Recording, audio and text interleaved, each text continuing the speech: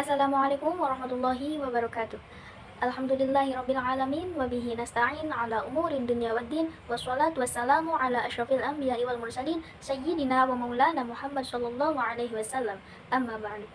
Yang terhormat Ibu Zahratus Sa'idah MAPD selaku dosen pengampu mata kuliah kajian Al-Quran dan Hadis di Madrasah jurusan Pendidikan Agama Islam UIN Cyber Syekh Nurjati Cirebon.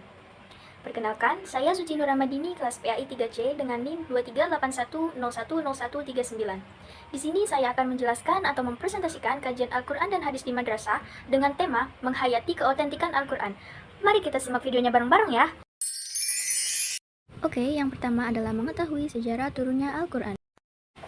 Al-Quran diturunkan dalam waktu 22 tahun, 2 bulan, 22 hari, yaitu mulai dari malam 17 Ramadan tahun 41 dari kelahiran Nabi sampai 9 Dzulhijjah Haji Wada tahun 63 dari kelahiran Nabi atau tahun ke-10 Hijriah.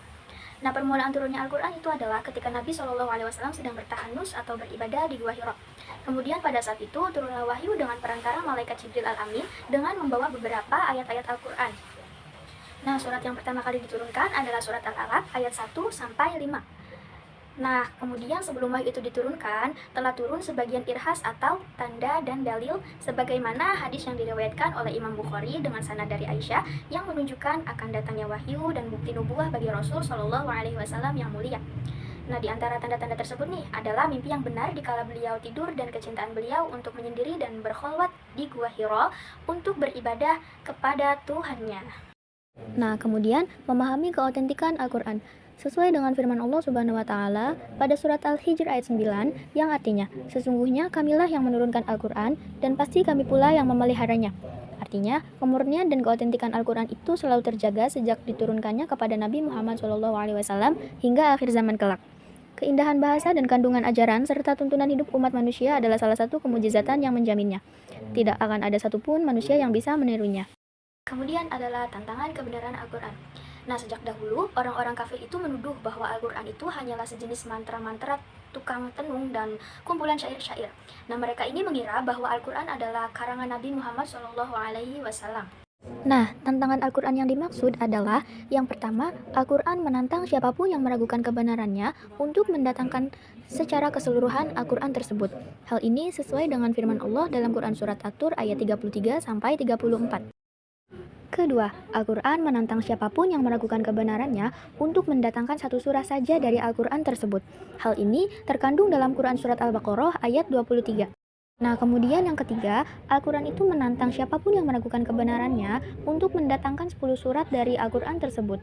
Hal ini terkandung dalam Quran Surat Hud ayat 11 yang artinya, bahkan mereka mengatakan dia Muhammad telah membuat Al-Quran itu. Katakanlah, kalau demikian, datangkanlah 10 surah semisal dengannya atau Al-Quran yang dibuat-buat dan ajaklah siapa saja yang diantara kamu yang sanggup selain Allah jika kamu orang-orang yang benar. Nah, ketiga tantangan tersebut menunjukkan bahwa Al-Quran adalah mukjizat Allah Subhanahu wa taala yang diturunkan untuk Nabi Muhammad SAW. Makanya terbukti hingga sekarang kan belum ada satupun manusia dan bahkan dari kalangan jin yang mampu membuat kalimat seindah kalimat-kalimat Al-Quran, apalagi mampu memiliki kandungan makna dan berita yang lebih hebat dari Al-Quran. Hal ini menunjukkan, membuktikan bahwa Al-Quran memang bukan buatan manusia. Al-Quran itu adalah wahyu Allah Subhanahu wa taala. Nah, di saat sekarang tentu kita banyak mengetahui bahwa sering ada berita viral tentang Al-Quran yang salah cetak atau bahkan ada kekeliruan. Tapi tentu saja kesalahan-kesalahan cetak ini sangatlah mudah diketahui karena pada saat ini banyaknya orang-orang yang menghafalkan Al-Quran. Informasi sejarah juga telah terbukti bahwa Al-Quran itu terjaga kemurniannya. Al-Quran itu tidak dapat dipalsukan. Banyaknya para penghafal Al-Quran adalah salah satu benteng penjaga kemurnian dan keotentikan Al-Quran. Mungkin cukup sekian yang dapat saya sampaikan. Kurang dan kurangnya mohon maaf. Apabila ada sumur di ladang, boleh kita menumpang mandi. Dan jika ada umur yang panjang, boleh kita berjumpa lagi. Syukran ala kafaitum bihadza minni. Wassalamualaikum warahmatullahi wabarakatuh.